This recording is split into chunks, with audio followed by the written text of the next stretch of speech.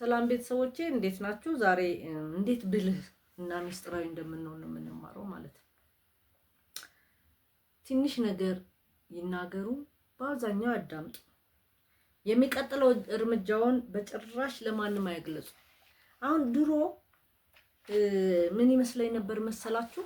በቃ ያገኘሁትን ነገር እግዚአብሔር እንደዚህ ያደረገ፣ እንደዚህ ልሞክር ነው፣ በዚህ ልወጣ ነው፣ በዚያ ልገባ ነው፣ በዚህ ብዬ ነበር ነው። ዛሬ ላይ ግን ስደርስ እነዛ ነገሮች በሙሉ ስህተት እንደሆኑ አወቅኩ ማለት ነው። የሚሄድበትን ካወቀ ማንም ሰው የሚበላውን ካወቀ የምጠጣውን ካወቀ የት እንዳለው ካወቀ አንደኛ ዋጋ አይሰጧችሁ፣ በሁለተኛ ደረጃ ተገማች ናችሁ ማለት ነው። መገመት መቻል የለባችሁ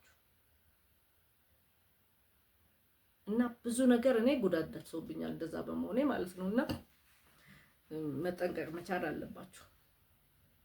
ስለራስዎም ደግሞ አይናገሩ ለሰው።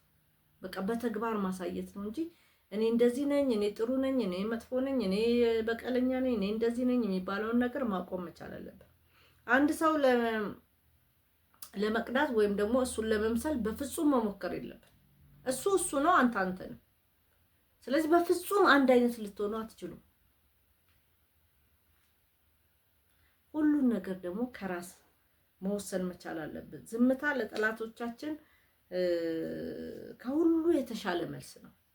ብዙ ጊዜ ጠላቶቻችንን ለመበቀል እንደዚህ ያደርገዋለሁ እንላለን፣ በዚህ እንወጣለን፣ በዛን ዝም ማለት ለጠላቶቻችን በቀል መልስም ነው። ሁልጊዜ ደግሞ ሌላውን ሰው ማግኘትም እንደዚሁ ማለት ልናገኝ የሚገባን ሰው ብቻ ነው እንጂ ማግኘት በየጊዜው ሌላውን ለማግኘት የምናደርገው ጥረት ጥሩ አይደለም ማለት ነው። ራሳችንን በተለያየ ነገር ላይ ማሳተፍ መቻል አለብን። ቤተሰቦቼ ይሄንን ይመለከታል የዛሬ ፕሮግራሜ። አመሰግናለሁ።